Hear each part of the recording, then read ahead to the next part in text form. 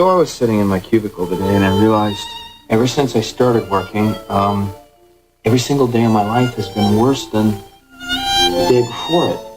So that means that every single day that you see me, that's on the worst day of my life. What about today? Is today the worst day of your life? Yeah.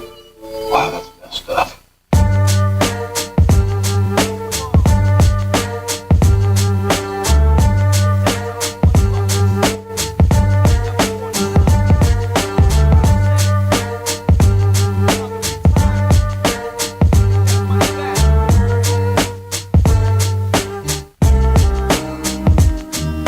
I tried slinging crack rocks, and I never had a jump shot. I gotta find a job. Pockets hanging out, I walk around this earth with the same smile. In and out of $7, I wish I stayed around. Wash the taste out, powered by this intellect survive. Pay the surface and deflect the hits from economy slide. Narrow get through, it's 7:50 now, shitty town. Watch me sit around all day and still ain't got it figured out. Bitter mouth from slaving a sweaty hour. Never taking a shower and stacking a fucking penny tower. Many talents, that's horror, but apart from the fact that it takes money to make money, it's hard to get back. We're charging a trap, plus enlarging our part of the map. Dabbling magic, making through music apart from the past. Scraping bottom, the change in the couch will pay for the falling. Blame it all on the faintly involved and save us the comments. The days of the honest that came and gone, singing the same song. Bringing the flame strong on the game has made us a pawn. I hate this job. I hate this goddamn job and I don't need it. Yo, is this what I'm gonna have to take to the grave? Or is this punishment for the mistakes that I made? Yo, it's not, but if you stop then you get stuck in this race and ripped off. It happens often, from dust to your coffin. Is this what I'm gonna have to take to the grave? Or is this punishment for the mistakes that I made? Yo, it's not, but if you stop then you get stuck in this race and ripped off. It happens often, from dust to your coffin. Fuck the alarm clock, cheap shot to my jaw. Wild saw logs off, sporting morning hard cock. Swollen tongue, dry saliva tastes like mostly rum. No deodorant as I step out into the molten sun. Caught in the idiot race, lost in the infinite days. With pitiful slaves, a piss in your grave for minimum wage. I wish I could scrape just a little of change. Take a fistful of faith to the bank in exchange to break the chains that riddle my reins. I hate my day job, I need a raise. God damn it, these low figures got my big toe in the trigger. This is the way west where paychecks can break necks. Way belated state debt, space cadets and train wrecks. Age of Aquarius, save the kids and bury this fucking terrorist. Lack of awareness is some scary shit. Dwelling in the hellhole, it feels so bad. No helping hand, they sold my soul to the repo man. Looks like you've been missing a lot of work lately. I wouldn't say I've been missing it. Yo, is this what I'm gonna have to take to the grave? Or is this punishment for the mistakes that I made? Yo, it's not, but if you stop then you get stuck in this race and ripped off. It happens often, from dust to your coffin. Is this what I'm gonna have to take to the grave? Or is this punishment for the mistakes that I made? Yo, it's not, but if you stop then you get stuck in this race and ripped off. It happens often, from dust to your coffin. Yo, raging torment, money fails me. Work is all I see too often. These walls I hear them speak, they say I'm locked in. All contained inside this life, drawn this comic drama series. Top competing amateurs, it seems so weak to charm these theories. There ain't no better half, there ain't no greener grass. There ain't no such thing as luck or even being past. But you can see its wrath, look below the surfaces, it's underground. Support beneath the floor is what its purpose is. I spent my time wrong, I'll spend my bucks worse. Tell me something's wrong with me, but pump me up with pills at first. Yeah, there's a cure for that, it's time off and raises. This business is hatred, jaw deep in this matrix. So, help it grow or let go. Ain't no bankroll in Mexico, so take both your bags and your hopes. So keep the death blow, a minimum wage and some max taxes. You clip that by burning the bridge with your last matchstick. We don't have a lot of time on this earth. We weren't meant to spend it this way. It goes lazy days in San Ho, I exercise my right to walk the block broke, screaming fuck a 9 to 5. Maybe I can stack some spare change by the weekend. Until then, I'll be known as the cheap friend who needs ends. I tend to panhandle, I got quarters to make, so I stand outside of businesses and buck corporate snakes. A portion of pay goes directly to my drinking habits. The other half falls out my pockets while I'm leaning back. Words, I wasn't put on this earth to serve customers unless it's slanging my team's product. We word hustlers, juggling money and music has me fumbling stupid, scribbling blueprints and plans to jumpstart this movement. None of us are slackers, man, that's the wrong term. We're all earning our spot, making this job long term. I walk these busy streets as long as earth exists, sporting ripped lad, faded blue jeans and dirty kicks. Human beings were not meant to sit staring at computer screens all day. Yo, is this what I'm gonna have to take to the grave? Or is this punishment for the mistakes that I made? Yo, is it's not. But if you stop, then you get stuck in this race and ripped off. It happens often, from dust to your coffin. Is this what I'm gonna have to take to the grave? Or is this punishment for the mistakes that I made? Yo, it's not. But if you stop, then you get stuck in this race and ripped off. It happens often, from dust to your coffin.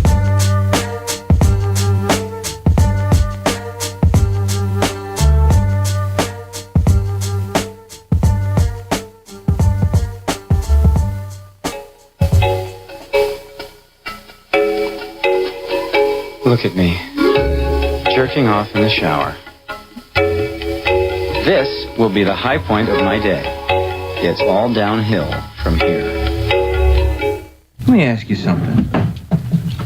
When you come in on Monday and you're not feeling real well, does anyone ever say to you, sounds like someone has a case of the Mondays? No.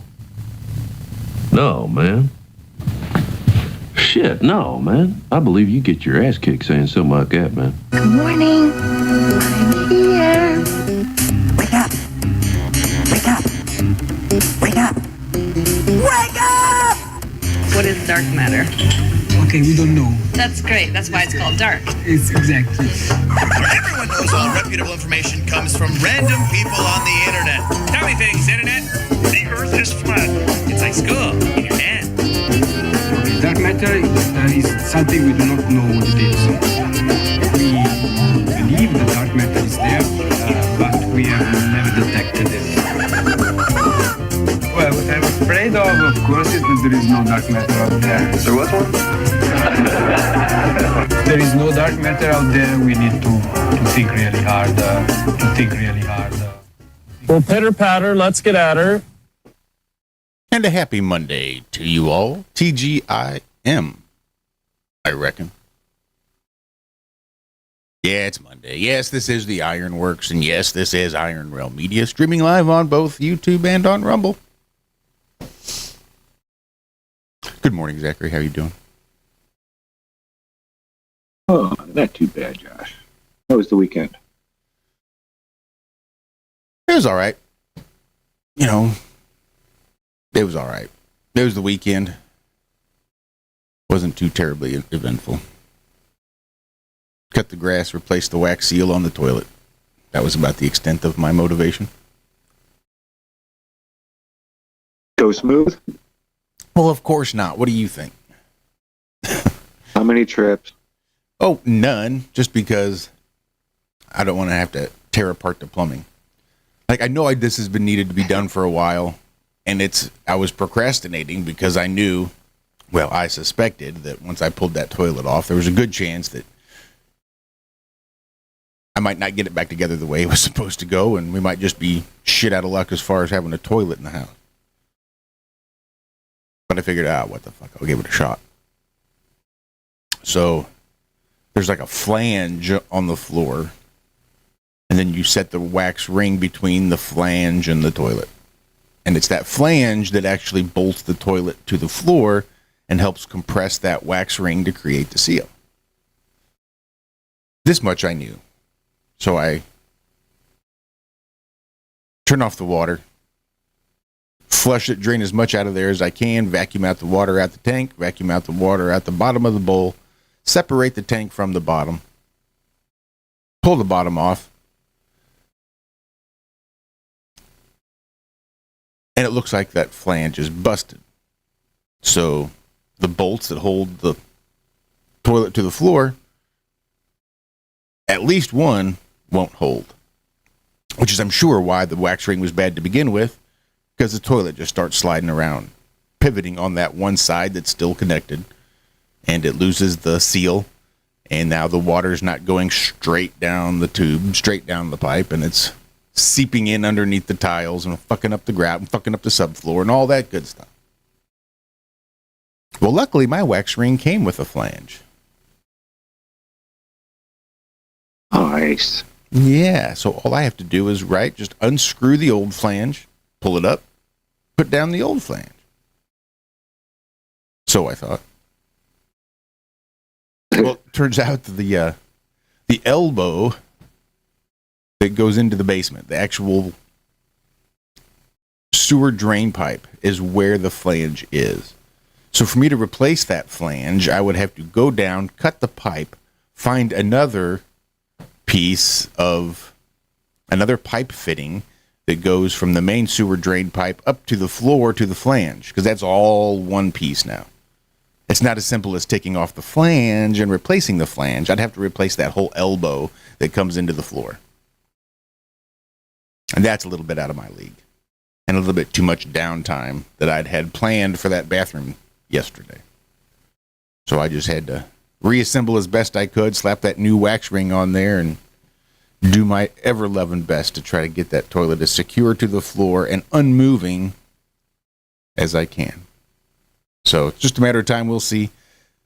We may have to have a professional called out to handle the rest.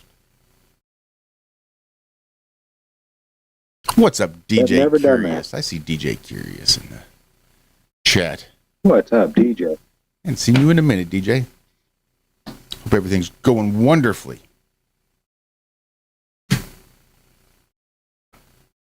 Man, we went and saw Lake Lure. Oh, nice. You can actually drive up to it. No, not nice. Well, you can drive up to it. That's better than it was last time when I was there. Yeah. Yeah. I mean, you can't really get to Table Rock. You can get to the beginning of it, and then there's a sign that tells you no through traffic, turn around.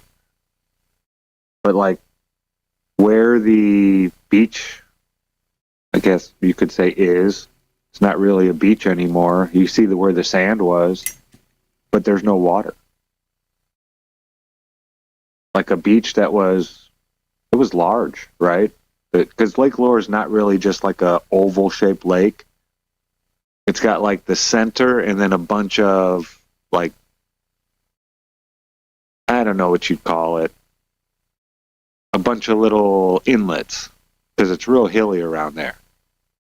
So it's not quite a fjord, but a bunch of little inlets off the main part of the lake. And that's where the beach was. It was on one of these inlets. It was only like 5 feet deep, something like that, maybe 6 feet deep.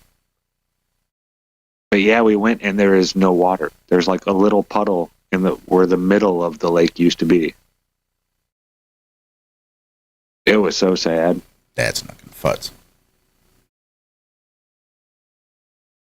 Yeah, just totally. I was shocked. I had no idea that it was still like that. I don't know what it looks like much further down, but there has to be something blocking the water from getting into there. Yeah, it was just crazy, man. I was just flabbergasted with the amount of destruction that's still, like, the part of Table Rock we did see was just horrible.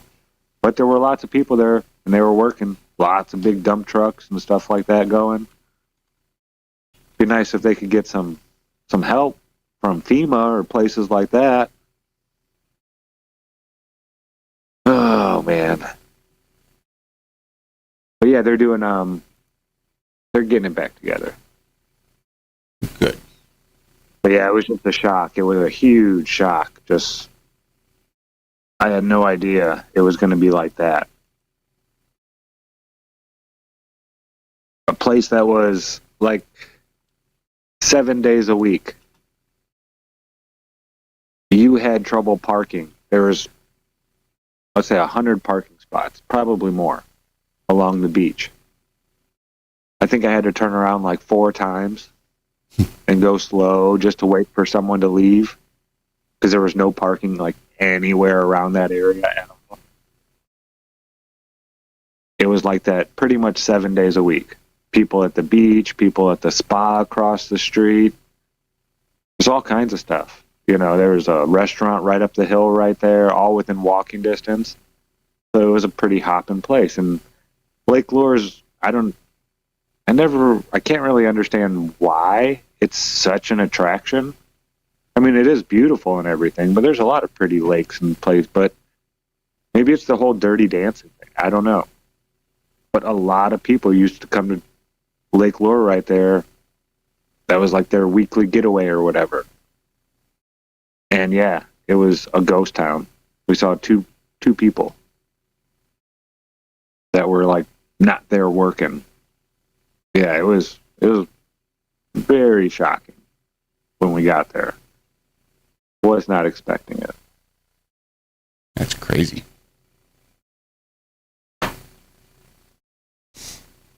I just dropped a link in chat. So what's this article? Go ahead. The article you shared. Just what I was getting ready to get into. I saw this just before we started the show. It's like one of the first things I saw this morning was this story being shared around. And if there's any old school UFC fans, you might recognize the name BJ Penn. He was awesome, dude. He was awesome. Yeah, I was a big fan of BJ Penn once upon a time. Yeah. I guess he's been living out in Hawaii. And, well, it would seem that his family members have been replaced with strangers, and he's tried beating them up a few times. Like, I think he assaulted his mom, who he thinks has been replaced, and maybe his wife or his kids. I don't know. He's been arrested a couple of times. He just recently got arrested for the third time. He's been trying to file restraining orders against his family members because they are not the original family members that he knows. I just thought that was a strange story. I don't know if he's been Mandela affected or if maybe that psychosis runs a little deeper. But I just thought that was a really strange story for BJ Penn. Yeah, see, I'd never heard anything like this before coming from, like, a fighter. I know, these guys, they get their heads knocked around and all kinds of stuff, right? But you would think, like, stuff like this would have happened to a boxer or, they've been fighting forever. I've never heard of somebody saying that they're, this isn't my family. Right.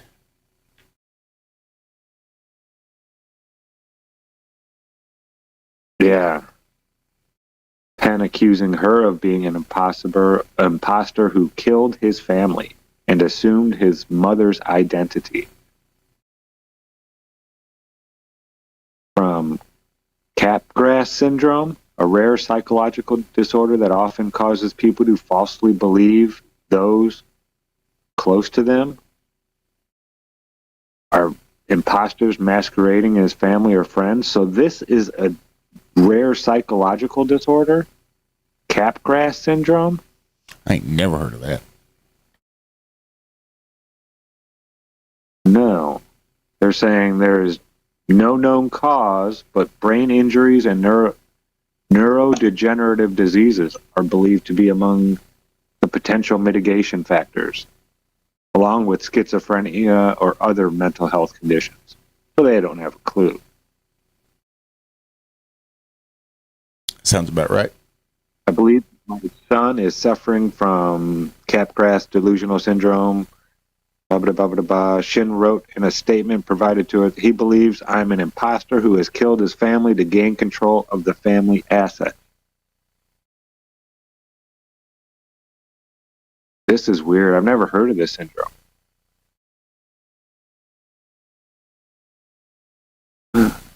Shin said she noticed many of her belongings, such as clothes, shoes, jewelry, and personal items, and even her bed, had all been removed from her bedroom.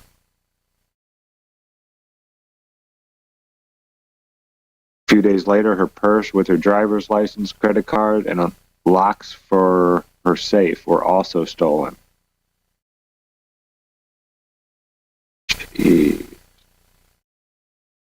He's made multiple posts on social media in recent months, alleging his family has been murdered and replaced by imposters. So this has been going on a while.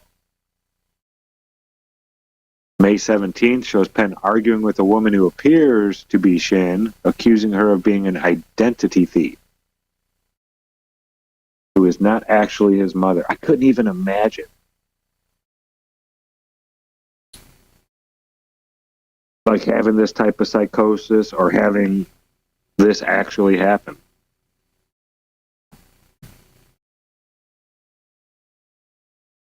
I mean, what if, geez, oh Pete, this is a rabbit hole I don't even want to look down. And that's assuming he's got a mental condition. That's presuming that someone hasn't come in, murdered his family, and taken his mother's identity. That's what I'm saying. Yeah.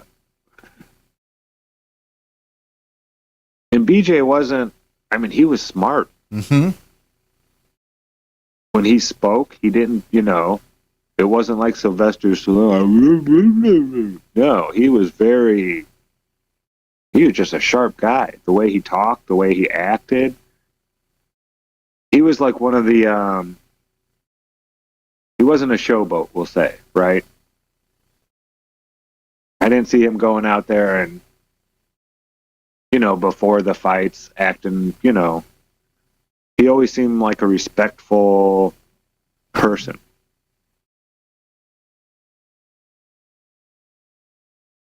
How you doing, guys? Hey, what's DJ. up, Dave? How you doing, David? I'm doing good. Oh, David, sorry. No, that's all right. Just listening to you guys' conversation. It's enjoyable. So, is this guy that he is? He's claimed to have this Capgras delusion disorder? Unfortunately, because of the way delusions work, I don't think you are cognizant enough to realize you're in the midst of a delusion. It's what makes schizophrenics so hard to keep on their medications. So I don't think he's claiming he's got a delusion. He's claiming that his mother was murdered, and this woman has assumed her identity and is trying to take over the family assets. He's not claiming he's got some sort of weird delusional disorder. He's just living his delusion. It says that it's they basically think that there's an imposter that's taken over. That's what this Capgras syndrome is, and it's primarily caused by like head trauma. So I don't know. It seems made up to me. Yeah, I mean, there's been, you know how many people have head trauma? Football players. Right. I mean, the list goes on. You can name all the different types of sports and whatnot, or car accidents. It's just, yeah. It's a rare psychiatric disorder where someone holds the irrational belief that someone familiar person or place has been replaced by an identical imposter. Sounds like gaslighting to me. It's just yeah. Like, this is what we're going to accuse you of right after we replace your loved ones with imposters. Uh-huh. Then there's a Fragoli delusion that is like this one, I guess. It says 0.12% of the general population and 1.3% of those with existing mental illnesses such as schizophrenia have it. This. They don't even know what schizophrenia is. No. Now, have you ever heard of Jerry Marzinski? I'm looking up all of your stuff. Yeah, he just did some live streams yesterday or the day before, I saw. But what he believes schizophrenia is actual entities. He worked with schizophrenic for, how long was it, Josh? 30 years? I don't remember. I know it was a good long while. 20? Yeah, like that's what he wanted to work on, right? He's a psychologist, I think. Maybe a psychiatrist, I forget. For some reason, I want to say psychiatrist, but I might be wrong. But yeah, while he was, at his first type of job, dealing with schizophrenics, he was very, censored, pretty much. The people above him told him, no, we don't talk about the voices. The voices aren't real. So we just try to get them to ignore them and forget about them and this and that. Well, Jerry didn't want him to do that. Jerry wanted to ask him about the voices, right? like what they're saying and stuff like that. So when he got this other job, he was working at a prison, and he was the only one there, so he was like in charge. And he had so many conversations with these people with schizophrenia, and getting to learn what the voices were saying. He started realizing that they're all saying the same things, like people that have never met. And these schizophrenic voices they're hearing were actually saying the same things. And then he found that, like, if you piss one off enough, it might go get the supervisor. And then it's like a different being inside of this that the person's hearing now. Yeah, the stories are crazy, dude, that this guy was telling us. We had him on a couple times. But he swears there's a hierarchy to these, whatever they are. And they're all around us at all times. And they do talk to everybody, Jerry believes. Like when you're driving down the road, on the highway, and all of a sudden this weird thought comes in your head, hey, I'm going to go drive right off this bridge. You ever have crazy stuff like that, David? Just a weird thought, and you're like, where did that come from? Why did I even imagine that? Yeah, I call them sparks. Jerry says that's them. They're fishing. They're looking for a reaction. So they try it on everyone. But certain people, it affects a lot more. And then once it does, they stay with that person. Yeah, it's wild, man. I definitely think that there's different people that I have never had any kind of, I don't identify it as voices. I do feel like I am getting, I don't know if you want to call it messages. I do think that there's like a consciousness. So I identify more with that. But maybe there are different types of biological people that have different kinds of abilities that hear things differently than I do. So I totally believe all that exists outside of it. I just don't, it's outside of my awareness. So it's hard for me to identify with it. You know what I mean? So when people talk of ghosts and like that, I've never really witnessed it. And I'm such a skeptical person that I would be fully accepting that it's there, but until I've witnessed it, I just feel like for me, it's on the outside of, it's in the heavens or whatever you want to call it. It's outside of what I can understand. But I am intrigued by it. I love there's definitely like ghost stories, and I also have this kind of a theory though that all of this metaphysical is just labels. So it also can be kind of manipulated into names for things that it might not be, even to the people that are experiencing it. Like at one time before psychology was putting labels on all this stuff, these people were treated in a different manner. So I think that is definitely people that have, they're gifted maybe. And so the labels that we're given it as these spirits and these bad things, but what they really are is some form of alchemy or some form of commune with your ancestors. And we're just doing it the wrong way. I don't know. That's my thoughts on it. So I wonder how old this is, how old Capgras syndrome is. If it's something that's been going on forever. Well, the name is, that's what's so funny about how this language stuff works though is, yeah, people have been thinking that there's imposters since Macbeth. Since beginning of written word. But when they put a name on it, then it becomes like that's when it started to be studied. But I mean, who's studying it? What's the purpose of the study?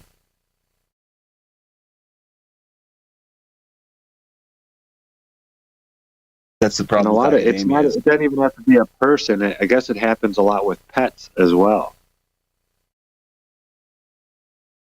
That the pet, how would they determine that the pet thinks that the other things are imposters? Well, no, that the pet is the imposter. 1923, they say, was the first time that they gave it a name. When? 1923. 23. That's when and it it all- happens more with women. Apparently. Obviously. There's the ones that are saying this is not the man I married. Mm-mm.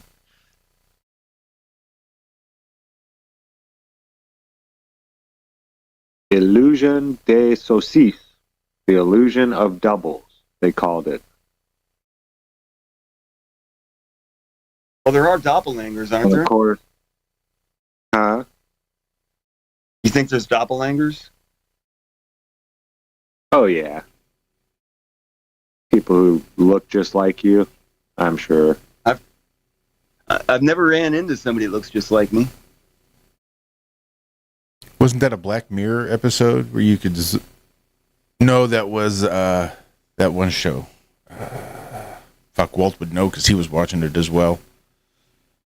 With the folks that work with the Catholic Church interviewing possible possession exorcism victims.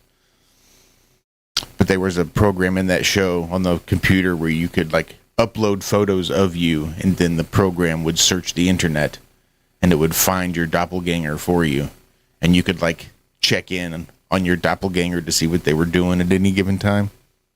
It was kind of weird.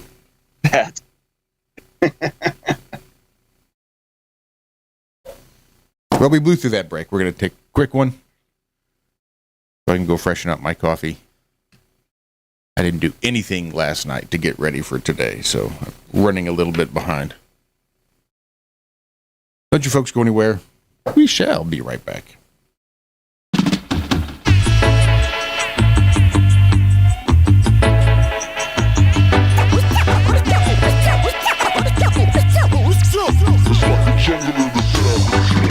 The tiger, he looked out of his cage and smiled. He said, "Come here, boy, I wanna talk to you a while." He said, "I was once running wild and free, just the same as you. But then it's one step from the jungle to the zoo. It's one step from the jungle to the zoo. You better watch out or they're gonna get you too. They clip your claws, they cut your hair, make a pussycat out of you. It's one step from that jungle to that zoo." He said, "Son, when you go running through the grass, you better look out for all the hidden traps. They feed you sweets and goodies till you're too fat to move. Then it's one step from the jungle to that zoo. It's one step from the jungle to the zoo. You better watch out or they're gonna get you too. They clip your claws, they yank your fangs, make a pussycat out of you. It's one step from the jungle to that zoo."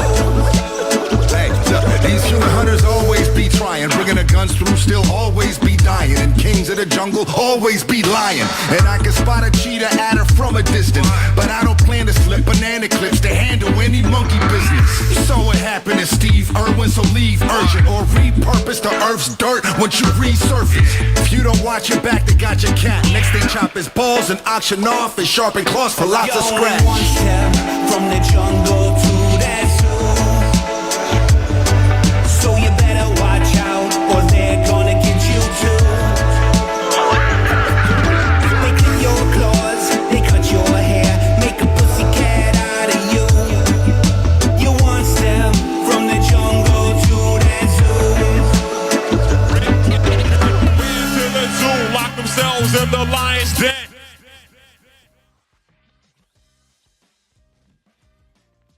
Time to make the donuts.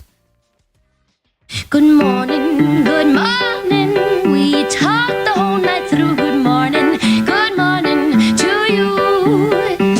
Good morning, it's great to stay up late. Good morning to you. I like Ironworks because it's where everybody knows your name, and they're always glad you came. I love Ironworks with Josh, Walt, and Zack.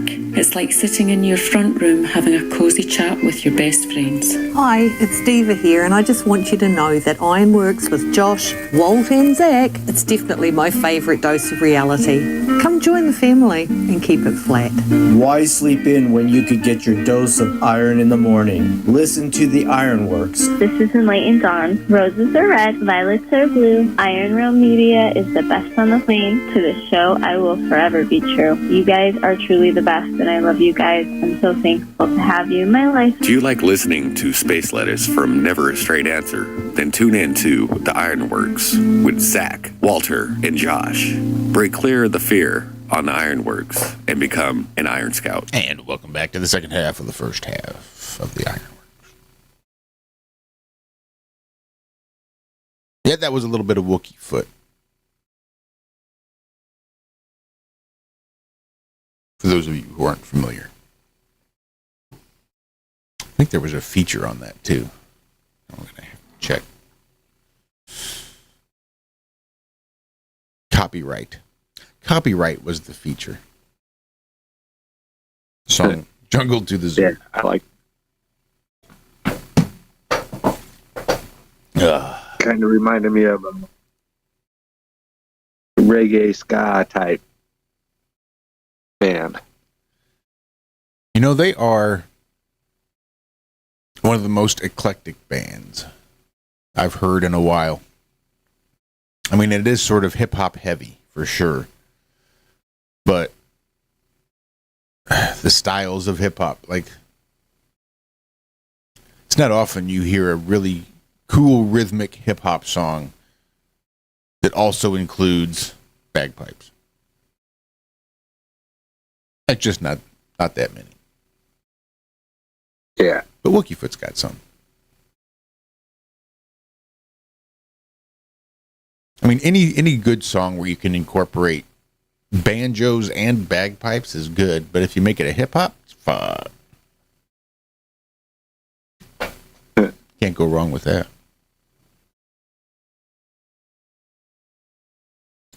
What's up, Ray? I see you there.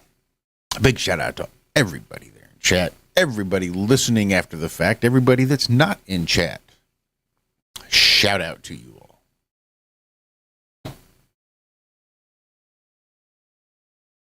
So the people in California are not enjoying the Waymo driverless taxi experience. No? No. The driverless cars are forced by regulators to make these loud beeping noises. When they're backing up, when they're passing another vehicle, there's like all these, it makes these loud beeping noises. And the people that are by their charging places, where they're, they live by where the Waymos charge themselves up and all that good stuff, say that it's like nonstop, loud beeping, almost 24 hours a day. And it's starting to drive them nuts. Yeah, the charging lots generate near constant noise. To hear it from residents, the beeping never seems to stop. Largely due to a state regulation requiring electric vehicles to audibly reverse like delivery trucks. They beep as they back out of charging spots and beep as they reverse to navigate around each other. They beep in the morning as they head out to pick up early passengers and beep late at night as they return to charge up. A lot of beeping. Yeah. Residents are fed up to the point where they're starting to protest. And then they're not all that smart, right? Hilarious. They're saying that one passenger got stuck circling a parking lot at an airport while trying to make their flight and missed their flight because the car just kept driving in circles.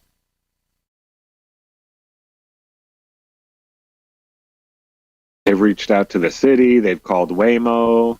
now some are trying unconventional tactics, they're saying. Using cones, cars, and sometimes themselves, residents have taken to blocking the Waymos from entering their company-funded parking lot. So much that the company has called the cops on them half a dozen times now. It's hilarious. Who's working the cones? Do they have to like let residents in and then they stay out? They call them beepers. No, let that beeper. No, keep the beeper out. They got earplugs going. I bet somebody's selling those. Yeah.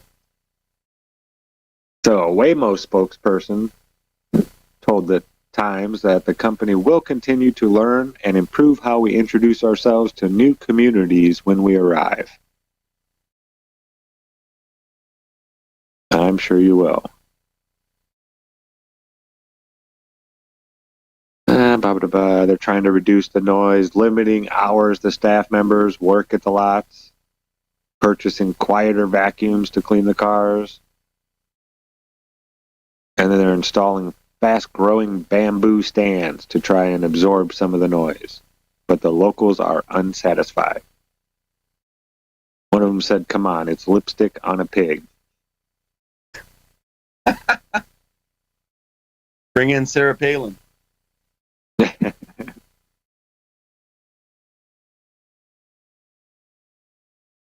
Yeah, that would be annoying. You're in the neighborhood, it's nice and quiet, you know, you go and buy the house there and all that, and then all of a sudden a place moves in right next door and it's just nonstop beeping. And those, if it's anything like a delivery truck, that's a loud noise. You know, you're supposed to be able to hear that noise like through a car window when it's closed, so it has to be so loud. Yeah, that would be annoying. Looks like there's a real strong rip current over the weekend on the North Carolina coast. 4 people were sucked out by the undertow. 2 of them had to be taken to the hospital. Yeah, that undertow is no joke. I've never dealt with it in the ocean. But even on big bodies of water like Lake Michigan, on days when they would say, you know, don't go out very far, strong undertow, you'd be maybe like 2 feet into the water, not that deep, and you can just feel the water pulling at you. Like it's pulling the sand around your feet and stuff. It was just wild, the force that those undertows can create. I'm not sure. You would think if it was just waves that it would happen all the time, right? But it doesn't. Heat related? Is it like sucked in? Like, is there heat going on down below? I'm not sure. I've never really researched into it too deeply. Like, if it happens at a certain time of year every year, I'm not really sure. I don't remember anything like that. Like undertow season, can't go to the beach because of that. So I'm not really sure. Let's see what the article has to say in here.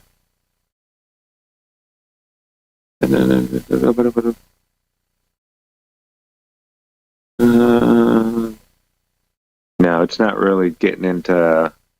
Let's just look up undertow.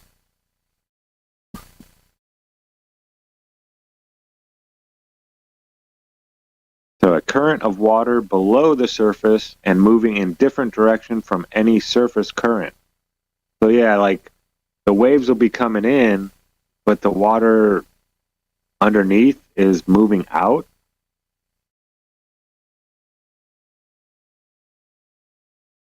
I guess.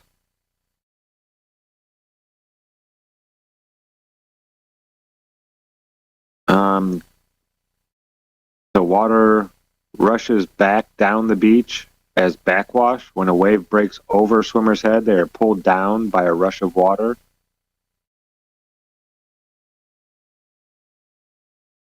It says large storms produce strong undertows.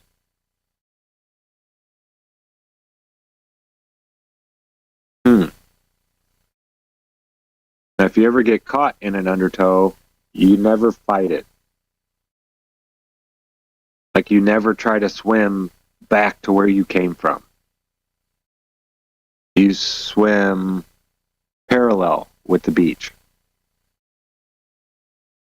You just start swimming, right along.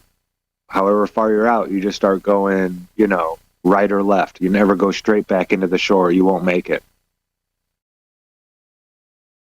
I was taught that as a young lad, because we used to swim out there all the time on Lake Michigan.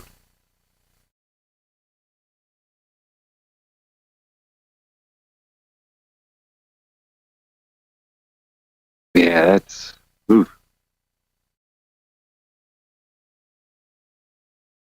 So they're talking about Göbekli Tepe, right? Now it's built 23,000 years before the Great Pyramid. I remember when they said it was 12,000 years old when it was first discovered. But have you seen the ridiculousness that they've done at that site? No. It's here. Let me see if I can't share this with you. Maybe you could share this picture here. I'll drop it in. You want it in this one or in show prep? Show prep. Okay. I struggle to say the name. Göbekli Tepe? Yeah. Göbekli Tepe. I think. That's or Göbekli.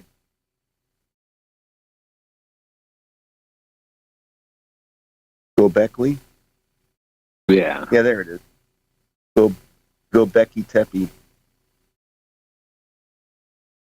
Göbekli Tepe. Now they're saying that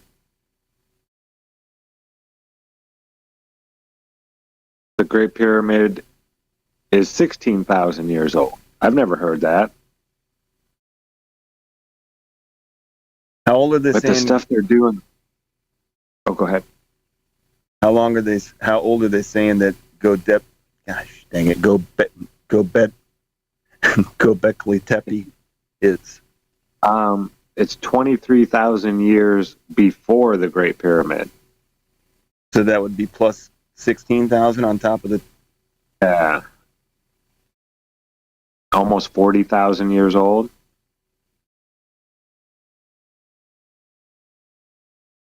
What do you think? Do you think that that's true? Do you think it is that old? No, I don't think they have a clue on how to date things. No, I don't either. But do you think it's possible that they are that old, though? Well, I mean, possibly. I don't know how old this place is. I know, that's what I've could been be struggling 1,000 years old. I guess it really doesn't matter. 1,000 years. Right. But it's hard to. They had to make stories for everything, and there's all that different. What's his name? Flamenco, who talked a lot about the missing 1,000 years and how they merged together the Greek and the Romans. But sometimes I think it's that's just a lie too. I don't even know. I have no idea where the timeline starts, or maybe it really doesn't even start. Really, I'm not even sure if you can put a starting date on it. But there's structures like the Göbekli Tepe stuff and the pyramid stuff is definitely different than the Roman stuff, the Roman Greco, and like the Spanish, where it's really elaborate, like church type buildings. That's a whole different thing, though. Seems then, but maybe not. I don't know. We can't really tell what these really ancient stone type structures were like. Maybe when they were in their prime. I mean, they say that the pyramids had a whole different gleam to them. I mean, they would have been pretty impressive if that's true. Yeah. That they dined. But did you see the picture at the top there, Josh? I did. That is a walking path built right over the structure where they're doing, like, zero archaeology work is being done. It's all a big money grab now. Sounds about right. They have these big, giant pole shafts that go right down into the structure to support that walking path. Now, this is just like a small part of what they think is under the ground, right? It expands way out. And they had them finally removed. Enough people got pissed off and were like, what the hell are you doing? But they had planted a grove of trees right over where they think structures are. It's like, you know what roots do? When you have trees and then the roots go down and they just destroy everything? So they got the trees taken out, but it's almost like they're trying to not excavate anymore. They said they were going to stop archaeological excavation, right? With out there people with little brushes and stuff like that. They said we're going to leave it for future generations. We'll start doing that in 150 years. It's like, what? You find the existence of structures older than the Great Pyramids and you want to wait another 150 years before you excavate them all? That makes zero sense to me. So yeah, there's been a lot of talk about this place, about, you know, what's going on. Why is there, it almost seems like a cover-up. Like they don't want people to learn what's underneath the ground there. And you know this was all discovered by accident, right? This was a guy's farm, and there was a big stone out in the middle of his farm that he wanted to get out. So he started digging down around the stone and found out it's one of these pillars, and there was a granite pillar with a carving of an animal down at the bottom. Then they started looking more and more, and they're finding this place is enormous. That's what I mean. I think that there's been several different, and they're all over the place, and they're just hidden underneath it. I just think that it looks to be this has been here for a long time. I used to try to go more that the Earth is much younger than what they've been trying to say, but I think it just has existed for a long time. There's so much we just can never understand, because there were 7 civilizations ago that have been erased, basically. But now we can uncover it and see just basically how long this has been here. I'm intrigued by all of it, but the Roman stuff is... Levi just recently said a line I thought was intriguing, is that he was saying, like, all of these big structures that they got, it looks like they were definitely done by an air-bearing society, because there's so many different similarities. Not just seagoing, but it seems like there had to have been massive transport of materials, at least, to be able to build some of these structures. Oh yeah. So I mean, that stuff existed it's probably those Zeppelins, you know, that seems to be a lot to the hot air type vehicles. I bet you those were utilized a lot more. And and maybe that wasn't that long ago. That's what I have started to wonder, is maybe that was maybe 250 years or 300 years ago, and somehow they've figured out a way to erase the fact that we were actually at that point, that recent in our timeline. Well, there's been some pretty crazy stories about the Grand Canyon even. I was listening to Greg Carlwood this weekend, and they were having a discussion about those areas of the Grand Canyon that we can't go. Off limits for your safety, they say. Mm-hmm. It's not like you can just float down the river and explore all of the Grand Canyon. There's a segmented off. This is for the public to view, the public to float, to explore, but you can't go out of bounds there in the Grand Canyon. There's videos of people trying to explore the off-limits areas of the Grand Canyon. And there's drones and there's black helicopters that come and just descend on them and arrest them. There was a story of a guy that was exploring the Grand Canyon in the, I think, early 1800s. Found what was obviously a man-made staircase that led up to a little cave, and he followed it up there, and it was basically just like a treasure trove. The further in he went into the cave, the more treasure and gold and weapons and armor he found, until he eventually came upon an entire underground city. All just basically right there from a walking path into the Grand Canyon. Then he went back to town and tried to gather up as many people as he could to go back and start emptying out the hoards of gold. Disappeared, left town, and was never heard of again. Never made it to the meetup. Yep. It was like, here, I'm going to take everybody to go show you where this place is. We're going to meet here at this time to leave. And then never showed up and was never heard from again. Now it's just yeah. When go ahead. They took over national park. They took over national parks during the same time they did everything, basically.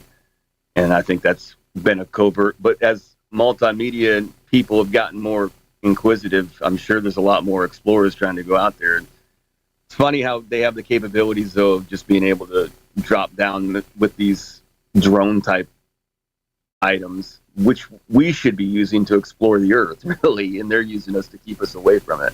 It's pretty interesting. What are they? 85% of the state of Nevada is government owned? Yeah. Something crazy like that? I think the whole Vegas Mafia thing was all a big, huge cover-up, too, obviously, too. It's like they've been able to use the different types of... That's why it's so... People that get so strong into, like, the Constitution, and they use all of these different tools. Whoever they is, it's not like it's one directive. Every way that they are able to... But usually the government's the best, most effective method. But they would use... That's how America worked, too. They sent out all these pioneers, is what they called them, but they were just really going to be corralled in. They were allowed... That's why I think there was the cowboy era, was basically because they wanted to spread fast, but they couldn't obviously have enough control to where they could spread with everybody that was controlled. So they sent out, like... And that's kind of how it was done. Literally, his government just grew stronger and stronger and now the West is like like California is the most government that we have in the entire structure of our country. It's like that's the bluest, right? Well, I guess the east part of the east is as well. Sorry, I went off for a second. No, it's all right. I mean, you're good, man. Everything else is just flyover states, I reckon. You're either East Coast or West Coast or in between.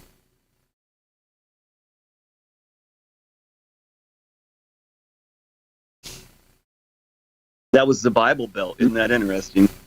Mm. They controlled it with religion.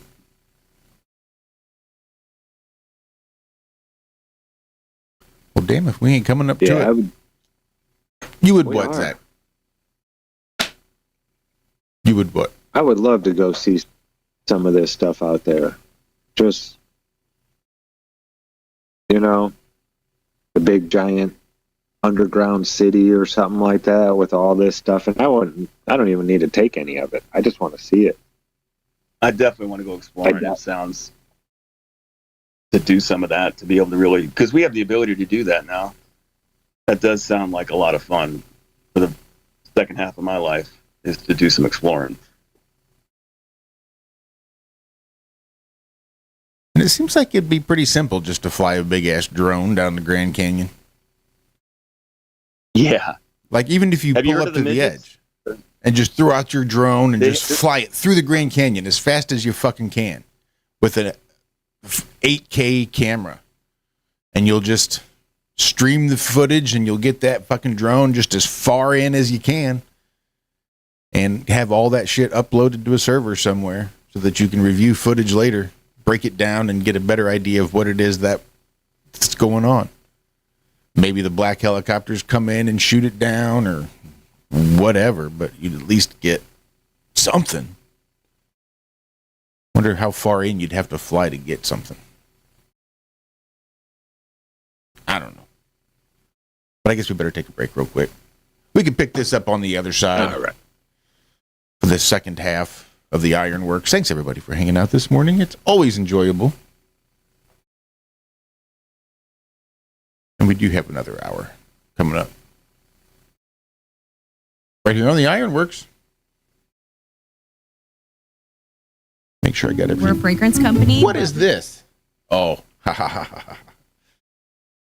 Stupid laptop isn't signed in on the right account. Love you, Billingtano. You should be asking, why the hell am I hearing ads? All right. Now we can take a break.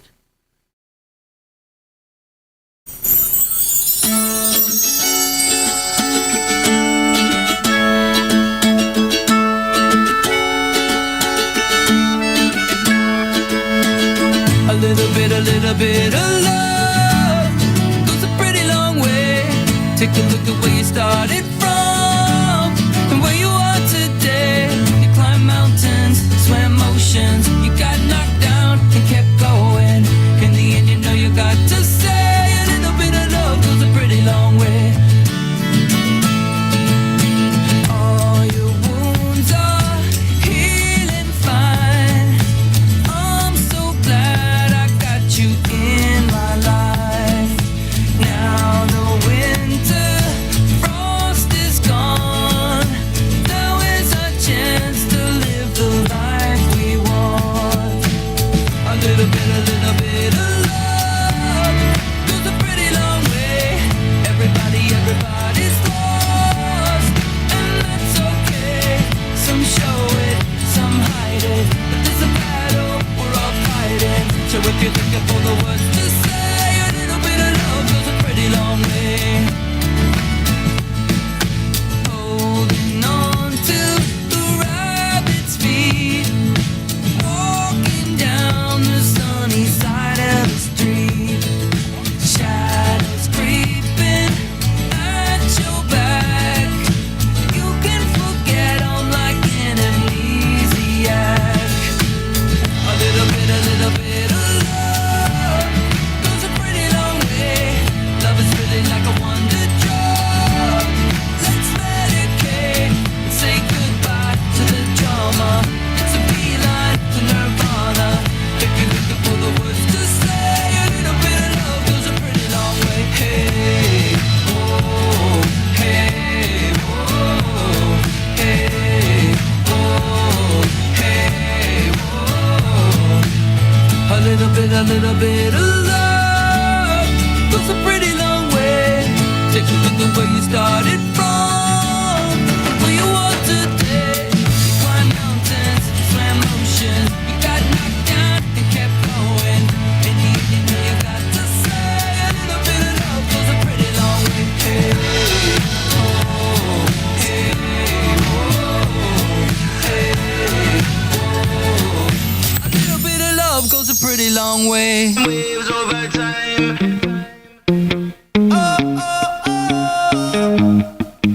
Throwing stones in the ocean. I've been passing time, keeping all these lines. I see the signs. Sit back with my potion, relax and unwind. With our drives in the ocean of the mind. Whoa, whoa, whoa. The sun and the moon pull the tide. Whoa, whoa, whoa. Ripples become waves over time. Ripples become waves over time. Ripples become waves over time. Ripples become waves over time. Over time, I sit back and unwind. Ripples become waves over time. Sun and moon pull the tides over time.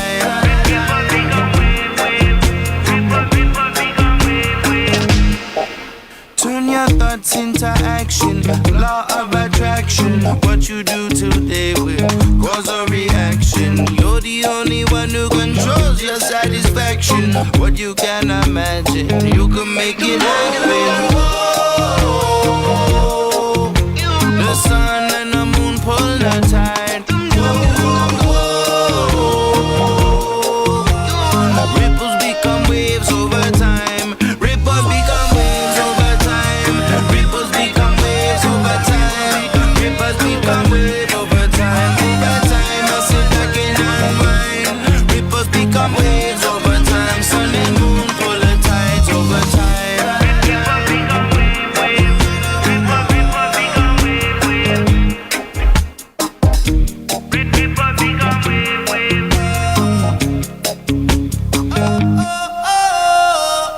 on, man.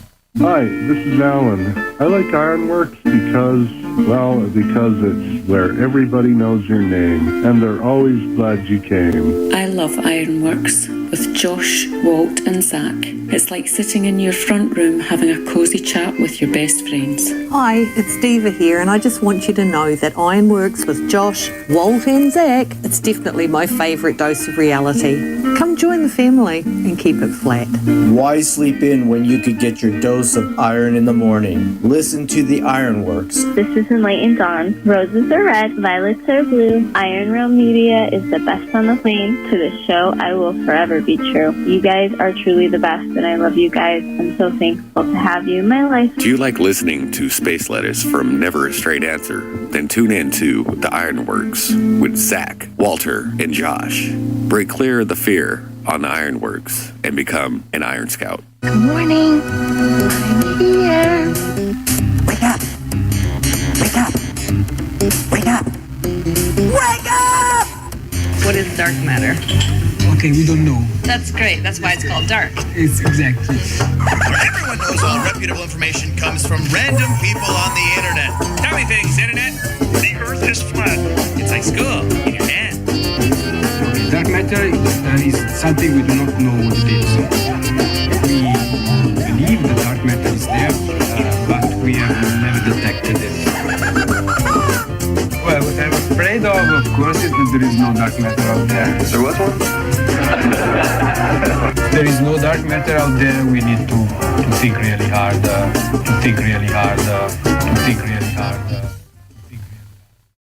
And welcome back. I don't know, that was weird. For some reason, audio was sounding strange. I'm not sure what the hell is going on here. Welcome back to the first half of the second half of the IRONWORX. Yup. So have you heard of hard drives not being what they seem? People are ordering, like, not from eBay or places like that, but from places like Amazon and Best Buy and stuff like that. Well, this one guy, it's an internal hard drive or external hard drive. So it's just something you plug in and, you can store information on it. It stopped working.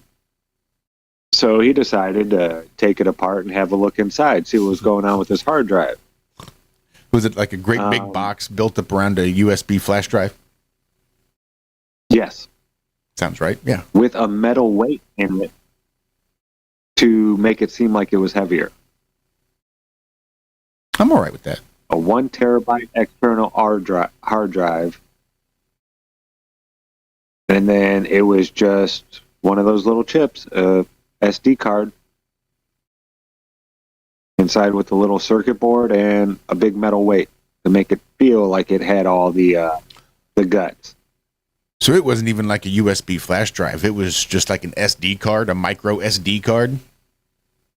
That's hilarious. Glued crudely to the USB port along with a metal weight placed inside to mimic the heft of a real hard drive. Yeah, no magnetic platters or read-write heads, none of that stuff. And they got it from Amazon. So what these people do is, because the hard drives, there's a lot of precious metals in a real hard drive. So they buy hard drives, they take out all the precious metals, replace it with some plastic guts and a little metal weight, and then return it to Amazon for their money back. And since they don't really check any of their product, and it's not like you can't check it. You have to use this software. They're saying Crystal Disk Info or Black Magic Disk Speed Test. And then you'll realize that it's not what it's supposed to be. So they could, in theory, take the time to check this stuff before they resell it to another person, but they don't.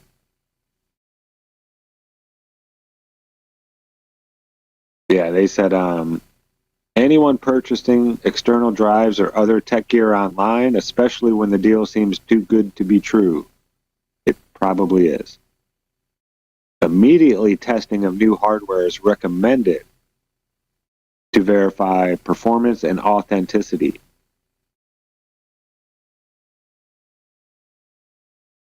Wow. I wonder how many of these are out there. Bloody pirates. Mm-hmm. I know Jaron would be pissed. He checks everything like 10 times a day, though. Speed tests and all kinds of... He cracks me up.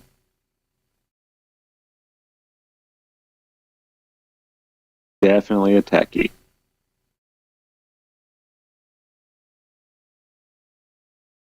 British Airways A380 crew of San Francisco to London flight arrested. The crew was arrested. What? The crew then escorted him to the premium cabin section where they secured him in a luxury seat for the flight duration. Well, you just said the crew. Oh, a cabin crew member. Dancing naked in a business class lavatory during a transatlantic flight. Crack's a hell of a drug.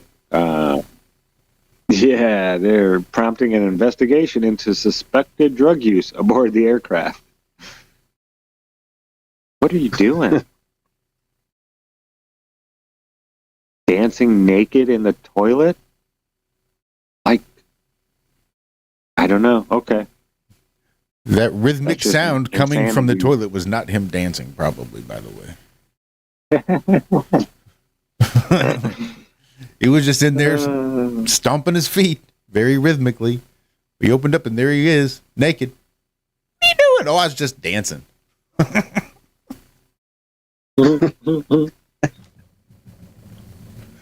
was just tap dancing. That's what I was doing.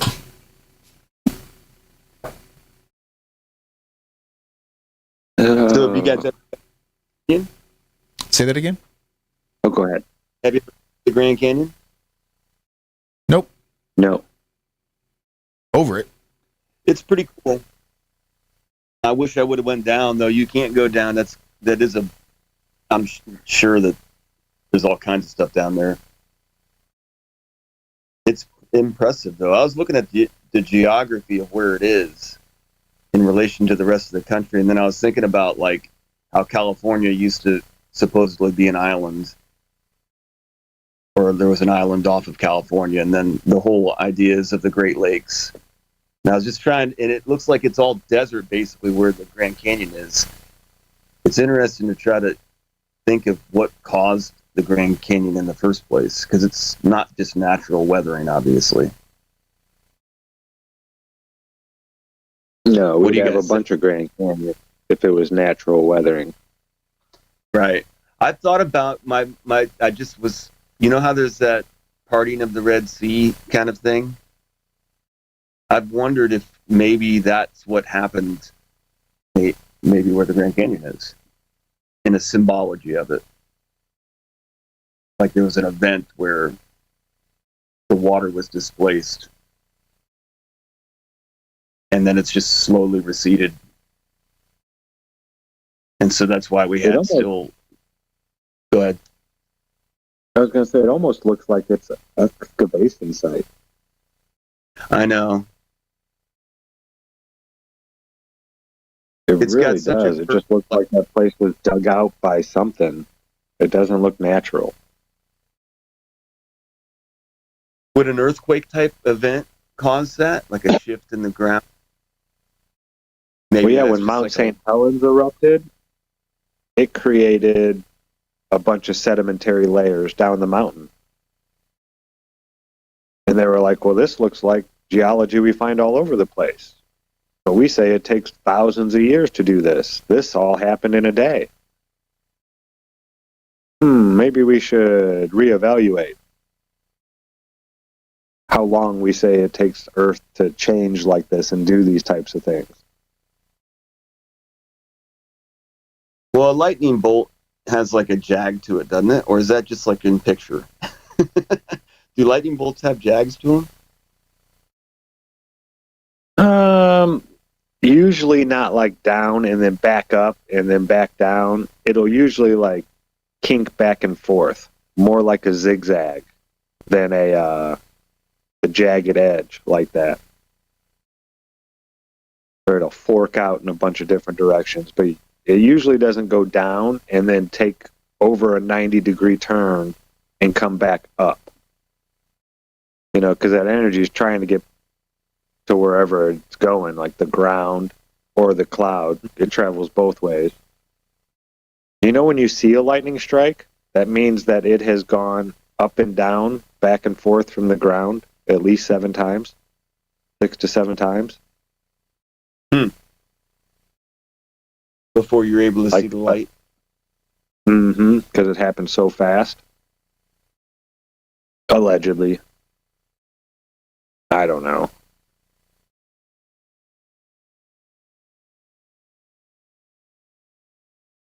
I was just thinking, like, I've been looking at the ley lines and stuff, and maybe the Grand Canyon was formed from some kind of a shift in that way.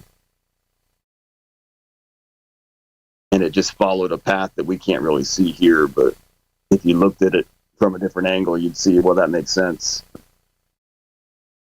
Maybe something with the Milky Way. Is there another canyon like the Grand Canyon? Like that big? There's one over in Kazakhstan, I believe, or Uzbekistan, one of those stands. Used to be southeastern Russia.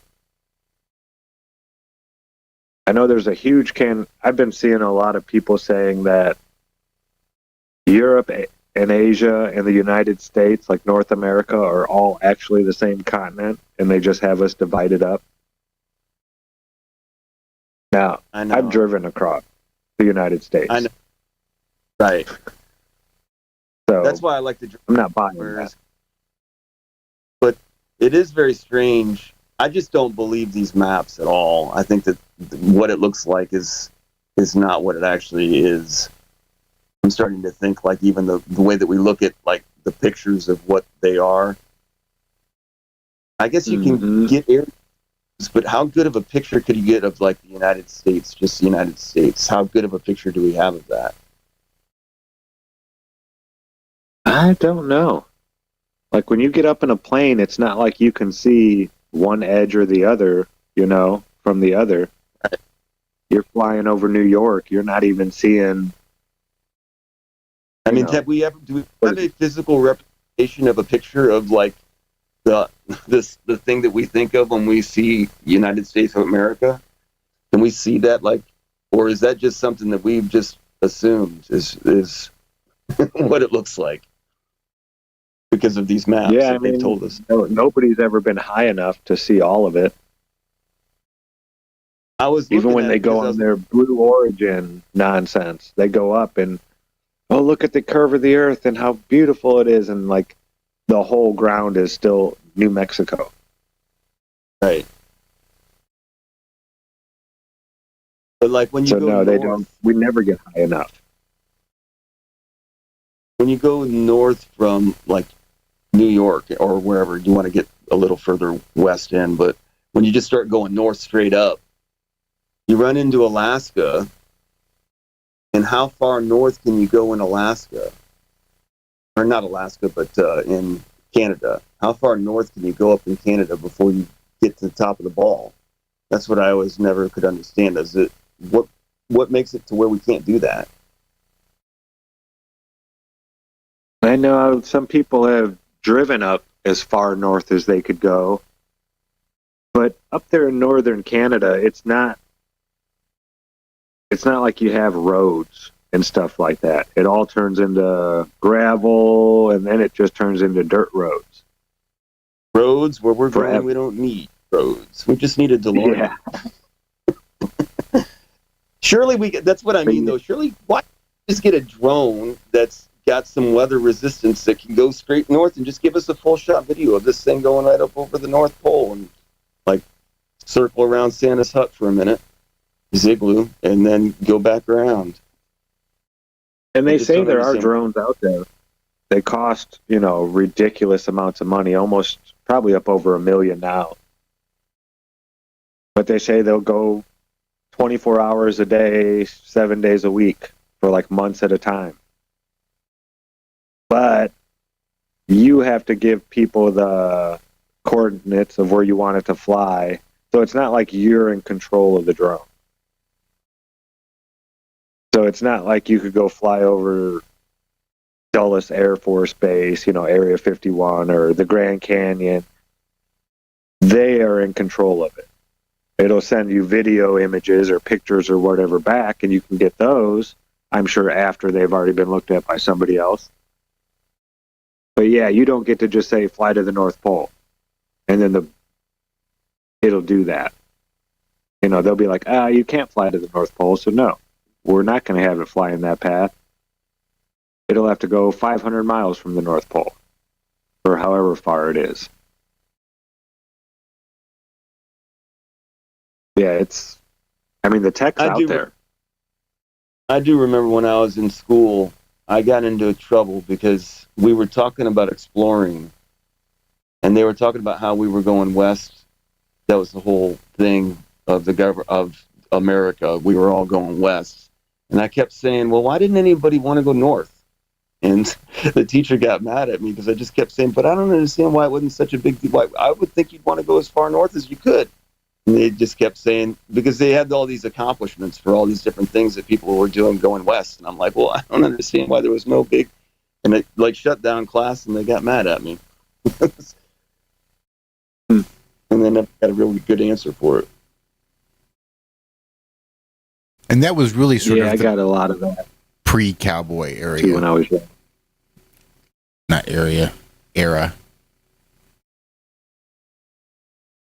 A lot of what? Said pre-cowboy. So that was sort of maybe almost 100 years before the cowboys and Indians really were a thing. So they settled there in the east. Right, they hit Plymouth Rock. They were a fair piece north, but it just gets cold. Like bitter cold. Right. Like you can go north, but only as far north as you can get in I don't know, say 4 months. But then you got to turn around and get back in 4 months. Otherwise you die. Like you have no way to survive that sort of snow and that sort of bitter cold. So you just have to go towards But even in climate. Ohio, like if you're going up on Wisconsin side, does it get that cold that way too? It does, yeah. I'm just curious. Well, during the winter times. So where you have all that lake effect snow. Yeah. So there's not much civilization higher than, like, how high does it get up there in relation to like the northern part of the United States? I guess it gets pretty sparse. Go ahead. Said it gets pretty sparse. And really, the further north you go, it just gets pretty sparse. Canada's got some big cities in the provinces, but there's a lot of area. Provinces are very big in Canada. It's not like states. A lot of the Where does the mountains, though, become ocean? Like, are there coastal towns on the northern part? Mm-hmm. Sure. And there are people that have adapted, and there are always indigenous people that have. But there's not very many, though, right? There's not very many coastal towns on the northern parts of Canada. I mean, there's a fair amount. That's where you're going to find probably the most populations, but that's where you find most of the populations everywhere.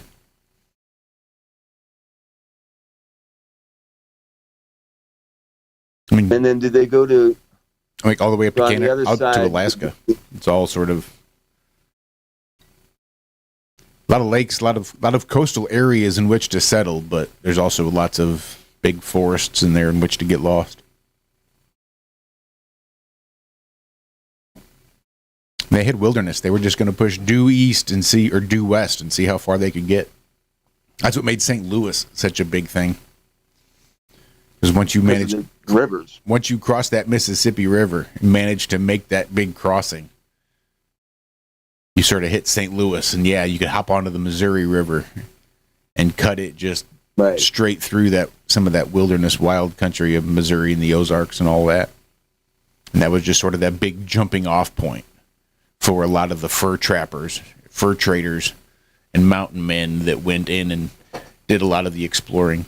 This was the Lewis and Clark era. This would have been like early 1800s. And like the cowboys and Indians that we think of were more of the late 1800s. Right. But there was still natives there. Oh, yeah. Oh, yeah. And that's the thing. The history that we have of the Lewis and Clark stuff is not near as good as, not as documented as the cowboy era is.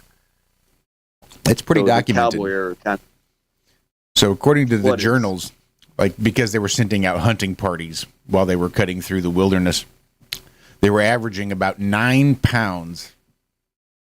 9 pounds of meat every day per person. No, I think that those kinds of numbers are probably pretty accurate. So, but I don't think that in order to pass all of those 9 pounds of meat, they had to take laxatives. And the laxatives at the time were made of mercury. So you can literally take a metal detector and follow the piles of shit from the Lewis and Clark expedition and the mercury in the shit. So they say. Right. I think that they have, but I just think this is a mask of we have data like that where they have logs where they were keeping it with pencil or whatever they had to use to keep their logs. But I think that, and the mercury is definitely real. But I guess what I'm saying is the narratives that we have of Lewis and Clark, I think is still, we don't have real verification of it. We just have writings and stuff, and we have pictures. Oh, and I'm sure it's all been edited. I would argue that. I'm sure that throughout the years, if they've come across something or read something in one of the journals of Lewis and Clark and thought, well, shit, that's fucking wild. I wonder if that's true. And they go out and find it, and well, shit. We can't have people reading that and coming out looking for this, so we'll just edit that out. We'll lose it to history and make sure that nobody ever finds out about whatever X thing is. And I'm sure they could just edit shit down like that. What becomes a full journal is just a few torn pages. Right. I was just actually looking. Don't have a lot of. I actually was in Missouri, and my last name's Clark, so I've done some research on Lewis and Clark, but I really don't know too much about how much. So Lewis was 1774. Meriwether was his first name. Yeah, Meriwether Lewis.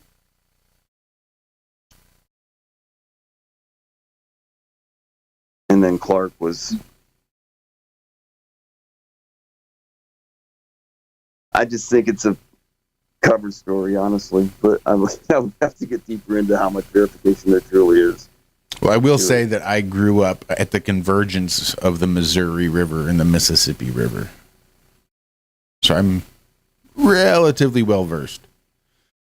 Like when I went, I'm sure I'm not. The technical college, sort of, it was associated with my high school was Lewis and Clark Technical College. That's where all the boys who wanted to learn car mechanicking would go. You'd go there like part-time in your senior year, junior year of high school. But this is also, my elementary school was Daniel Boone. So the wilderness and the mountain men and sort of that whole time era was pretty prevalent in this area. And then my dad was a historical reenactor of that exact time period. And he would reenact of the French fur trappers that would come down the Mississippi River from the north with their fur pelts to trade in St. Louis and to restock and hit the rendezvous where they could sell and trade and get all the things they needed for the next trapping season. So even you know how Meriwether died? Oh, I'm sorry. I don't. Go ahead. It looks like it's a mystery. He died of gunshot wounds. Either it was murder or suicide. Huh. I thought that was interesting. That is interesting. It's the first thing I found out. What But we're at that time. We're going to take a little break and have the final segment on the other side. So don't you guys go anywhere. This is the IRONWORX. We'll be right back.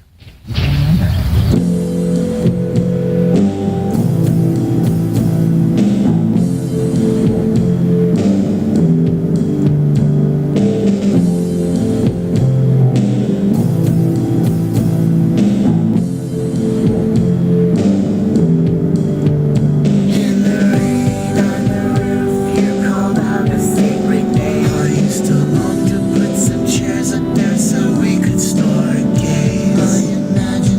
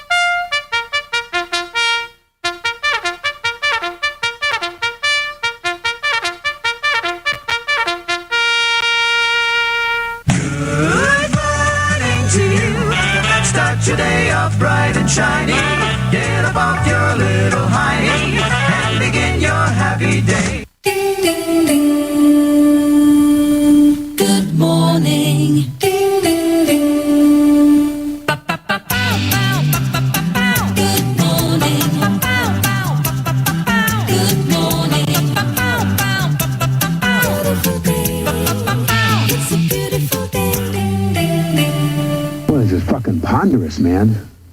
Ponderous, fucking ponderous. And welcome back. Fourth and final segment of the Ironworks, kicking off right now. He's at it. That was Shadow Band with The Longest Night. Shadow Band. And she was in here earlier. Drop the link. So it looks like Shakira stood up DC, Washington, D.C. She was supposed to play a concert for the World Pride, whatever, gathering. And she was just 24 hours before she was supposed to take the stage. She canceled a long planned appearance.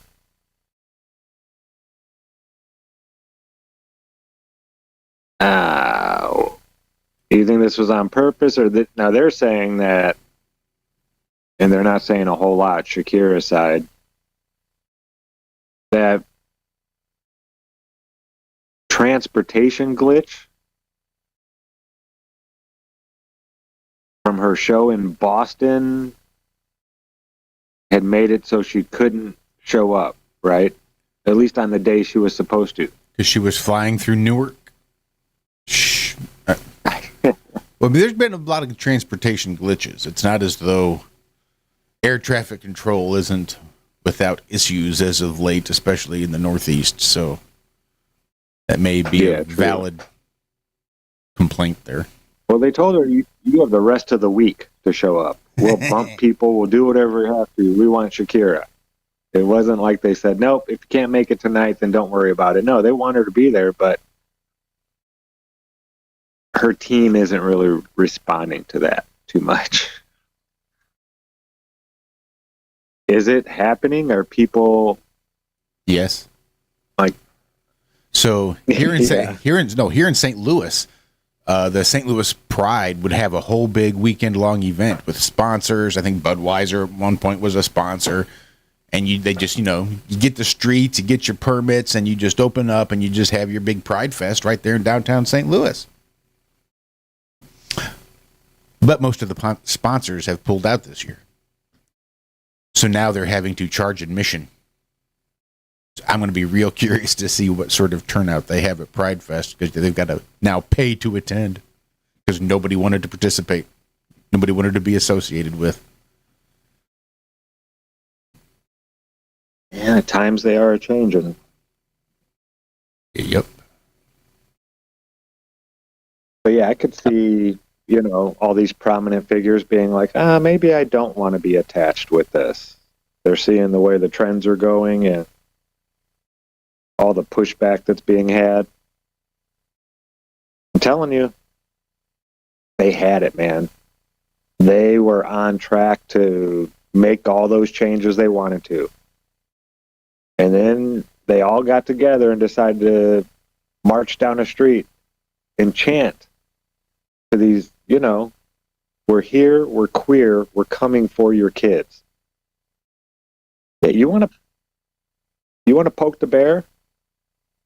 You just walked up and punched the bear right in the nose. Saying stuff like that. You don't mess with people's children.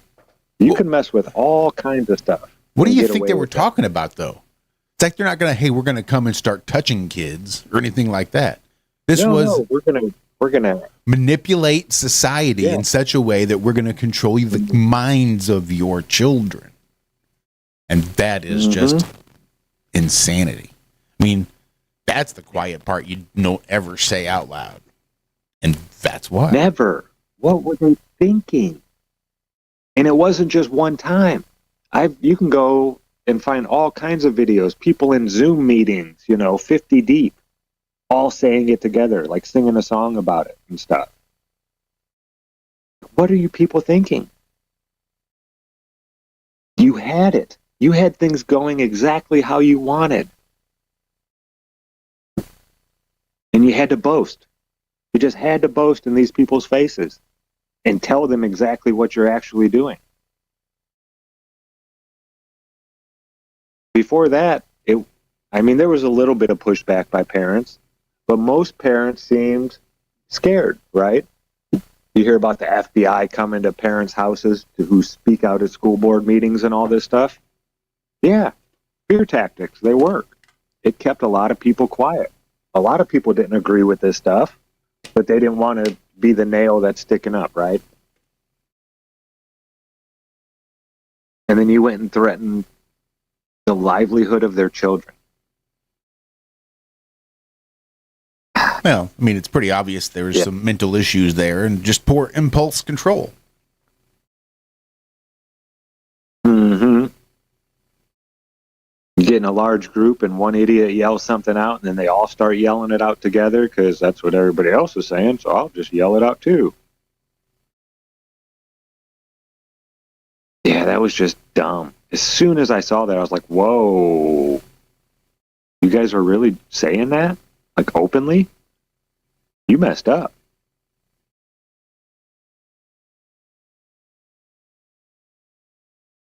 So yeah, the shift is happening, it appears. We're seeing more and more people, you know, not wanting to be affiliated, at least. I wonder if Harley Davidson is ever going to recover.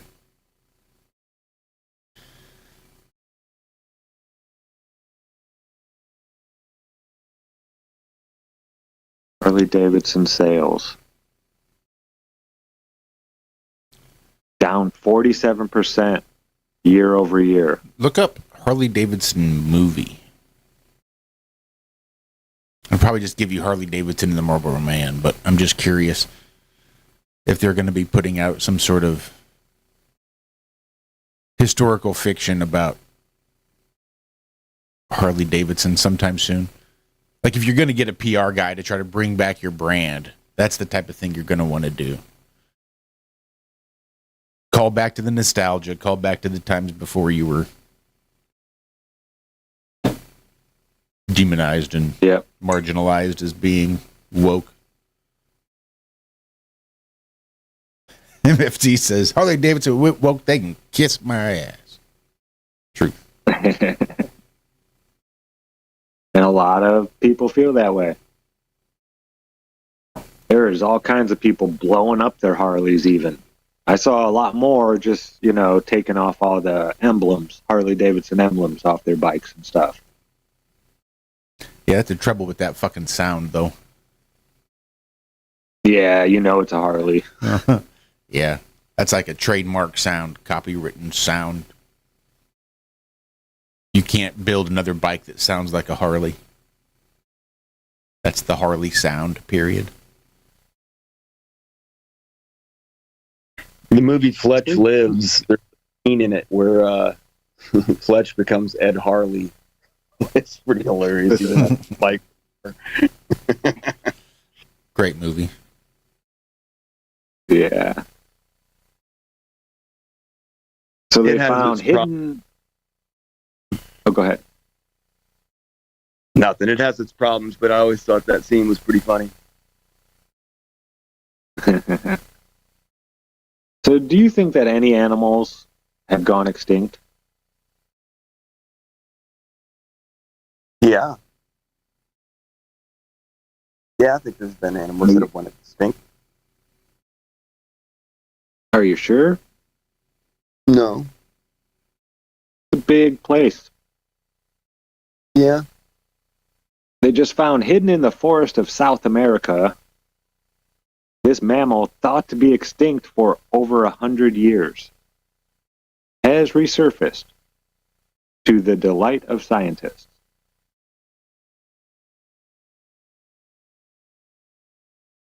They say more than 100 species disappear every day.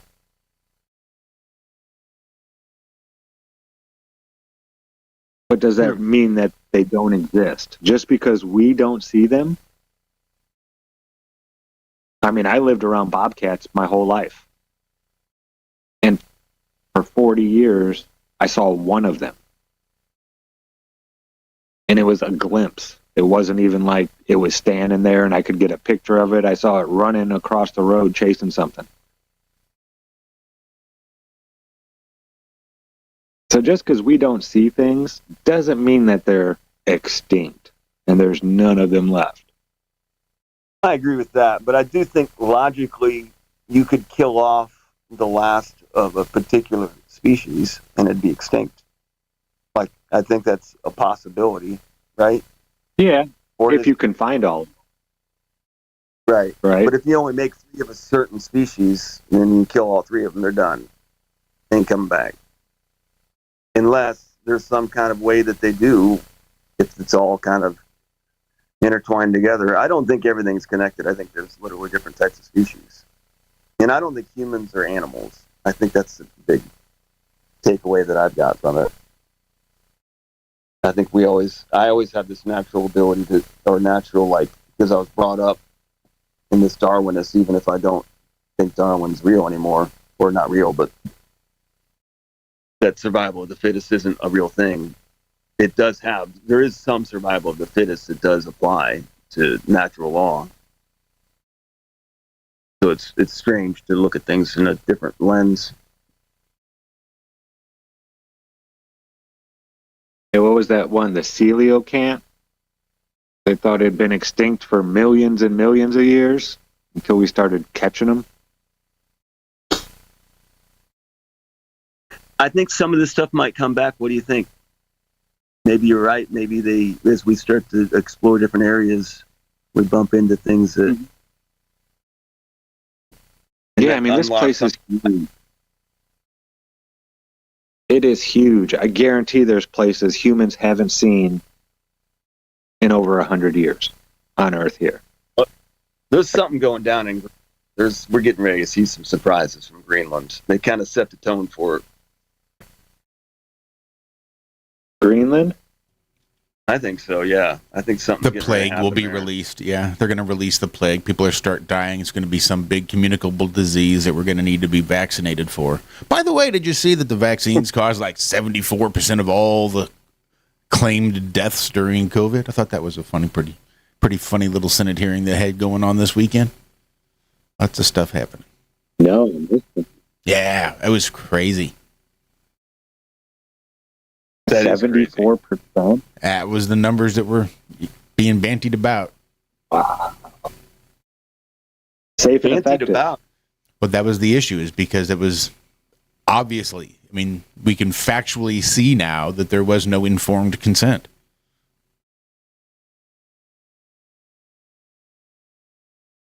Nice. It was. So who's going to be held? Well, that's a good question. Isn't that a law? Yes. Uh-huh. Not just a recommendation, but that's a law, right? Yeah. The miscarriages and the birth rates were like crazy high for the vaccinated. And it was matching perfectly to like what Pfizer's studies were showing. They were just trying to keep it all quiet. It was a crazy weekend.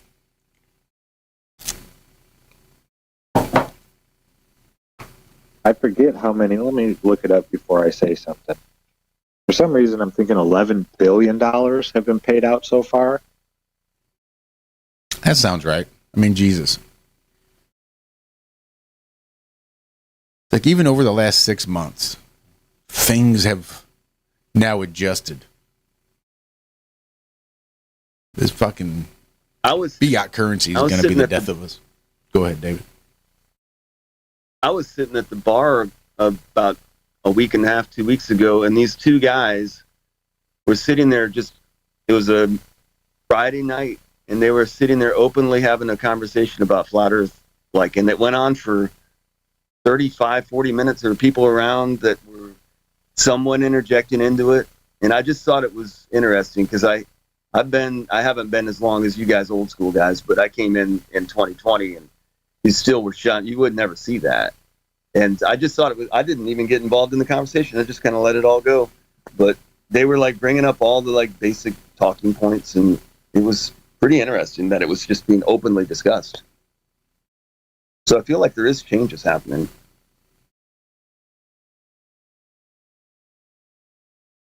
That is crazy. I mean, have you guys witnessed anything like? Do you guys see that much in public?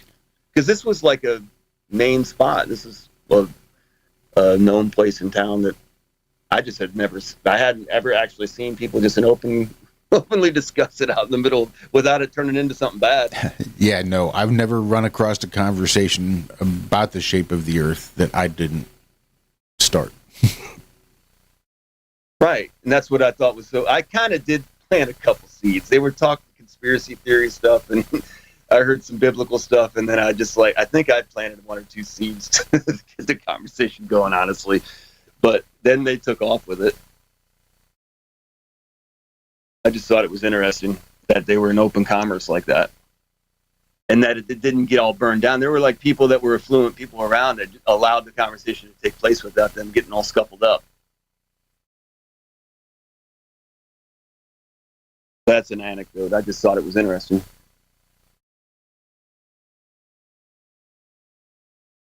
Looks like New York is trying to revive their subway system.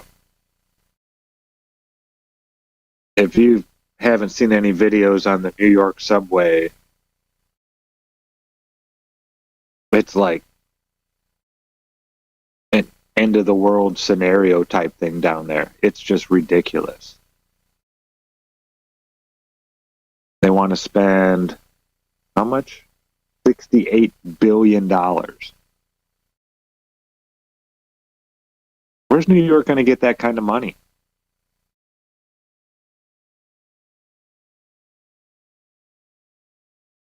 Their overall budget, a yearly operating budget, is $100 billion. They want to spend 68 of it on the subway.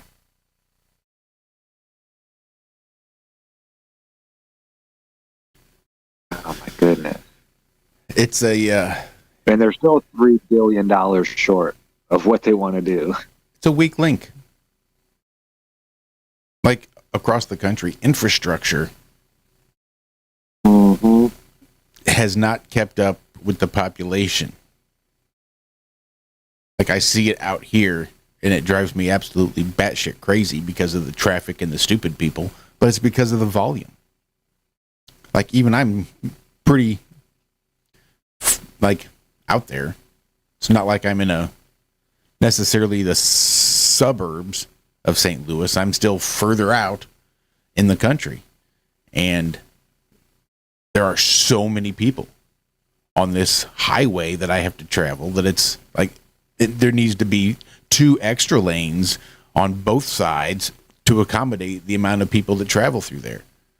But there's not, so it just becomes stupid. But things aren't being updated. I mean, this is just a highway system. We can get into the electrical grid or plumbing or sewer or all the other shit that makes the infrastructure and everything else run. But it's a railway system. Such a weak link. I mean, it'd be so easy to just cripple an area. Especially one like where I live, where there's so many rivers. The confluence of so many rivers and so many interstate highways that happen right here. That with a few intelligent people, it could just shut this place down completely. Mm-hmm. Well, I know the railways, and they've been talking about this for decades. I heard this, 20 years ago. In Indiana, the trains used to go like 80 miles an hour. And now they're doing like 40, 35 in places, down to, under 20, because the tracks can't take trains going that fast on them anymore. They used to be able to. Isn't technology getting better? Shouldn't we be getting faster? Not slower and slower and slower every year? You heard the theories that the train tracks were here before, like the previous civilization just kind of unearthed them, as opposed to that whole train race that they had. Hell on Wheels was a good show, though. But it is interesting how they brought the Chinamen in. Everything about it is very strange. Very weird, yeah. And all kinds of crazy looking pictures of. Now I get it. Okay, so there's a trench there, and you have the tracks in between them and all that. But I mean, that happens, right? The land is not perfectly flat. So if you need to be a certain grade, right? Trains can only pull so much weight up a certain incline. Maybe they were digging the ditch out before they were laying the tracks just to keep that incline not so high. Right. I don't know. You know, I try to look at it from both ways. I know a picture is worth 1,000 words, but at the same time, if you don't know the context of what's actually going on there, you can make up any story you want from a picture. So yeah, I mean, would that mean that Jesse James and all that stuff there in Missouri didn't take place? No, I think that there's popularized things that were going on that were being used. I think there was a Jesse James, and he did some of the things that he's claimed to have done. But I just think that he's probably much more influential as far as a freedom fighter than it's been portrayed as. He was somebody that was going against, and they had to make a story to kind of cover up how effective his purpose was. Maybe, I don't know. That's part of what I think some of this stuff is they want to they have to show what they are, but they don't want it to be as powerful as what it really was.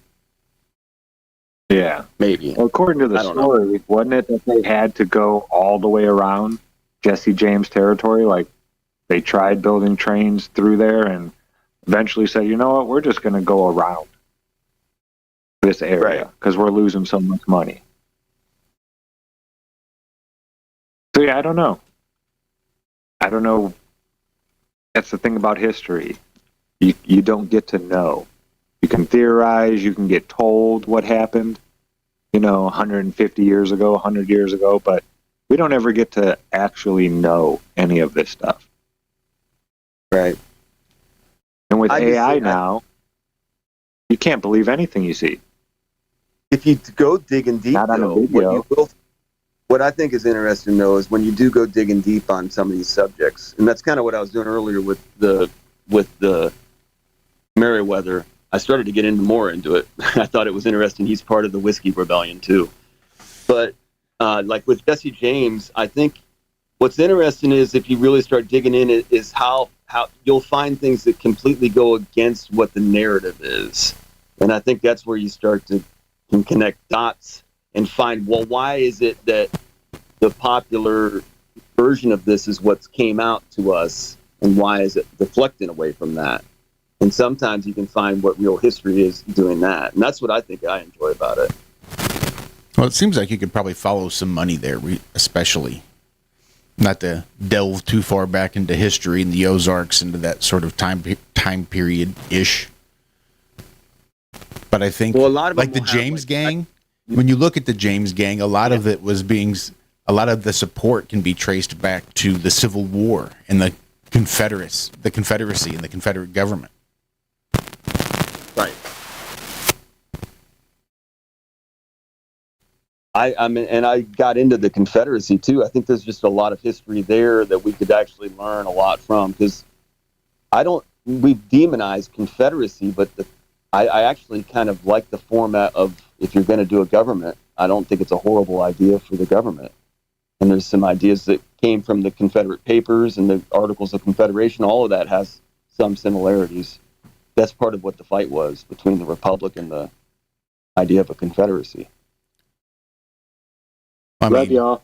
Yeah, love you guys. Confederacy just seems like a easier way of saying states that are united together. Right. But whatever. But they're operating separately. Right. All right. Yeah, love you guys. We will see you back here on Wednesday morning. I imagine we should be joined by Walter, because it shall be Wednesday. Thanks, David, for hanging out with us. Thanks, everybody in chat. Thanks, everybody who is just tuning in and staying quiet. We love you all. Have a great rest of your week. Happy Monday. Be good. Be well. Do good. Do it well. We love you. Bye-bye.